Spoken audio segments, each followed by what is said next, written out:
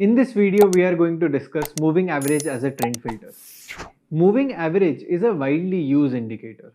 Most of the traders use moving average as a trend filter. Understanding trend and filtering out trend are two different use cases. You identify trend using market structures. It's a method of plotting swing high and swing bottom. But whether the trend is in the right direction, whether market structures are forming in the direction of the trend, can be understood through moving averages. Because moving average is the first derivative of price. We put all the data set together and divide it by the number of period, which gives us a smoothing line. That is moving average. Moving average, if we have to plot, we can plot it based on closing prices, which is popularly used method. Let's say we are plotting 21 period moving average. That means we are trying to identify what's the average buying price for the last 21 period. Now the period can be anything. It can be 15 minutes, it can be 30 minutes, it can be 1 day, 1 week. When we say 21 period, that means we are collecting 21 data set. And because we are plotting this exponential moving average or maybe simple moving average for the last 21 period, that means we need 21 closing prices. Based on it, we plot the moving average. In this course, we are going to discuss exponential moving average. There is a very basic difference between simple moving average and exponential moving average. Simple moving averages give weightage to all the data set, whereas exponential moving averages give more importance to the recent data set. So exponential moving averages makes lot of sense for a trader, because as a trader we need to understand immediate trend, and when we are trading options we have to understand a very short term view. That view can be identified through exponential moving average. So in this course, we are not going to plot just based on closing prices. We are going to plot two moving averages, which we call it as moving average band. We are going to use high and low as two data set to plot the moving averages. So it's a substitute to moving average based on closing prices, because when we plot based on closing prices, we have only one smoothing line. And moving averages as a trend filter also acts as a dynamic support and resistance. Let's say we are in a bullish trend. We are plotting higher highs and higher lows. Every time price coming towards moving average sees a bounce. That concept is known as dynamic support. If we are bearish, we are forming lower lows and lower highs. Every time markets bounce towards the moving average, they might take a resistance. So this concept is known as dynamic resistance. Moving averages are largely used to identify dynamic support and dynamic resistance. So when we have support and resistance, it cannot be a line. We need a zone. So as we want to plot a zone, so we are using high and low channel instead of closing prices. Because when we use high price of last 21 period, then we are calculating the range of the market, the range of the candle, range of last 21 period candles. If we are using a 21 period exponential moving average, we are just identifying a range. High low band helps us identify range of the instrument for a x period of time, whatever period of time we are using that exponential moving average. In this course, we are going to use 21 period exponential moving average both on the underlying chart, which is Nifty or Bank Nifty chart, and also on the option chart. So if we are using straddle or strangle, or if we are using a naked option, we are going to use the 21 period moving average, the high low band.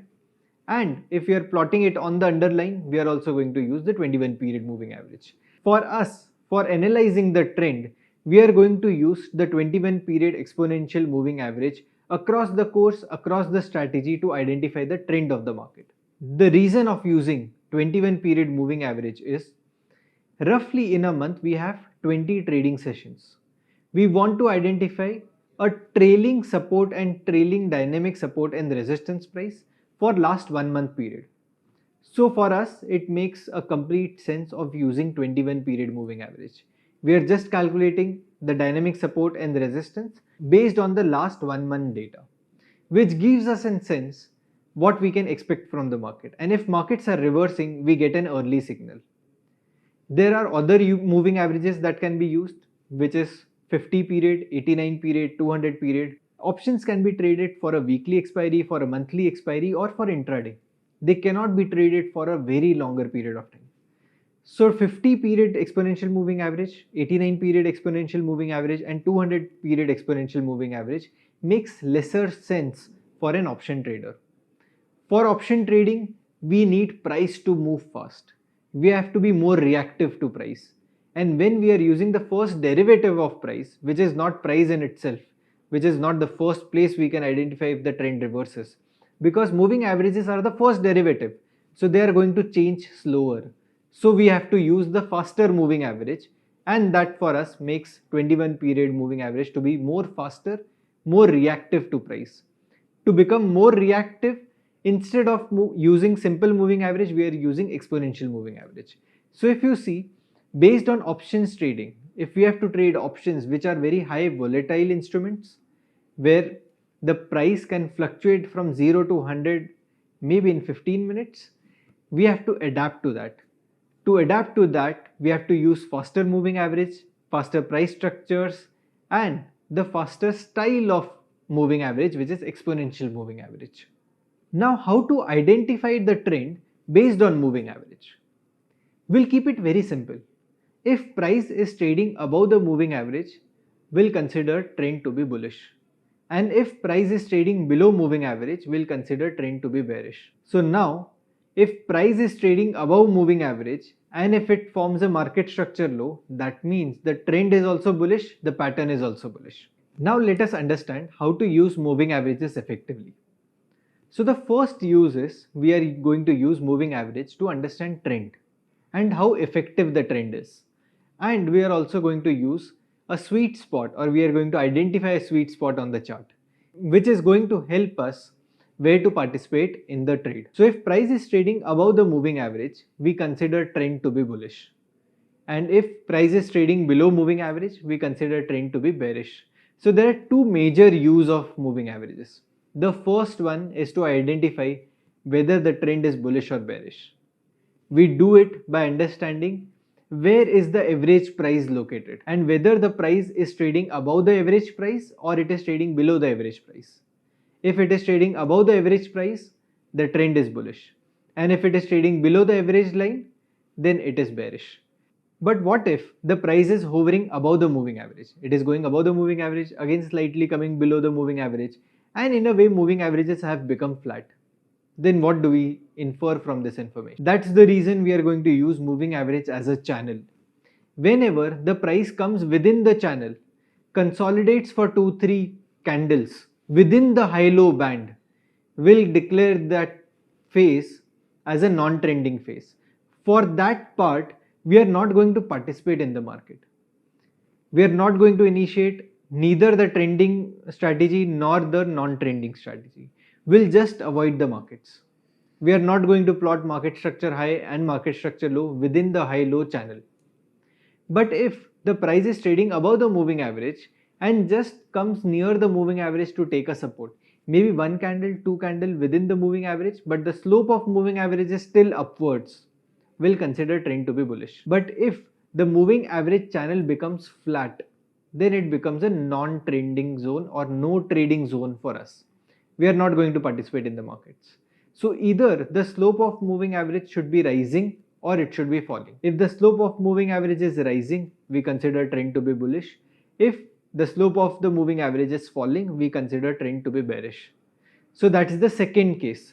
The first case is by understanding the price. If price is above the moving average, trend bullish. Plus if the slope of the moving average is also rising, then the trend is intact. The second is price trading below the moving average, the trend is bearish. Plus slope of moving average is also falling, that means the trend is intact.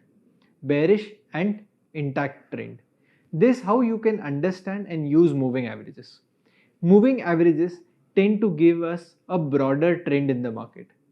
We are going to use 21 period exponential moving average and we are going to use exponential moving average channel. We are going to use high-low band to identify a good zone where we can participate in the trend. So now let us come to charts and understand how to decode trend using moving averages. So we are going to use Nifty 50 chart for the last 1 year. So if we see From 1st of Jan till 20th of Jan, price is trading above the moving average channel. It is trading above the high low band. The trend is bullish. Now the price has started coming below the moving average from 21st of Jan. And if we see, the trend is bearish.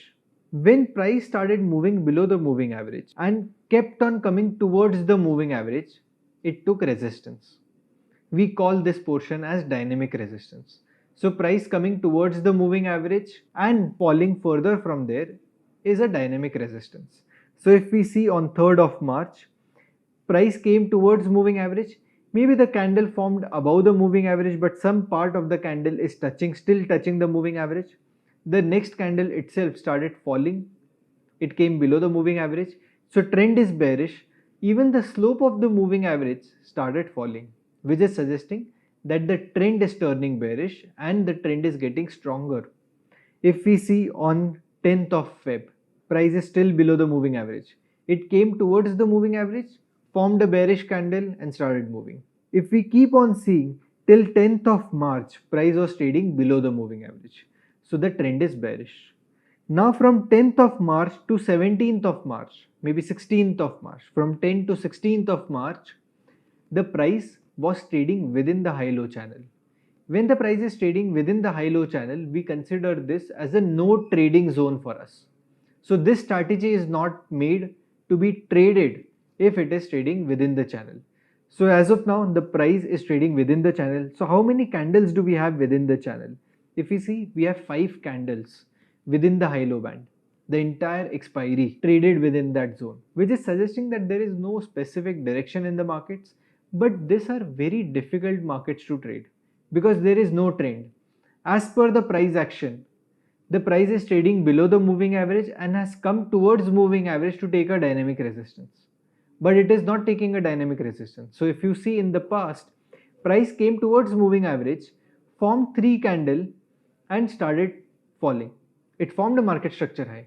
The next time, so let's say on 3rd of Feb, price came towards moving average, formed a market structure high, started falling. On 10th of Feb, came towards moving average, formed a market structure high, again there was a fall. Now from 10th of March to 16th of March, price came towards the moving average and started consolidating. If they would have to take a dynamic resistance, we should have seen a correction. But correction did not came. In fact, price started consolidating within the range. So this consolidation suggests that there is no action, no change in the trend. So these are no trade zone for us. Now going forward, from 17th of March, price gave a breakout. They moved above the moving average and started taking support from the moving average channel, which is suggesting that now the moving averages have started acting as dynamic support. So from 20th of Jan to 10th of Feb, almost for 3 months, market kept on taking dynamic resistance from the moving average. So going forward from 10th of March to 17th of March, they kept on taking support from the moving average. This concept is also known as principle of polarity. Earlier, the dynamic resistance was moving average started acting as dynamic support. So the change in polarity from dynamic support to dynamic resistance is known as principle of polarity. This principle of polarity also works in this case. So earlier resistance started acting as support is a significant information. This is giving us an idea that the trend has changed. The trend has changed from bearish to bullish. Now from 10th of March till 7th or maybe till 13th of April, price was trading above the moving average. So the trend was bullish. Now from 3rd of April till 26th of May, price was trading below the moving average and it kept on taking dynamic resistance from the moving average. So we knew the trend is bearish. Price coming towards moving average is an opportunity to go short. And how we are going to go short, I am going to discuss in a while. But this is a way of identifying support and resistance, which is dynamic support and resistance, plus it is also a way of plotting the trend. We can differentiate whether the price is bullish or bearish based on the moving average. The second is through the slope of the moving average. If the slope is rising, the trend is bullish and intact.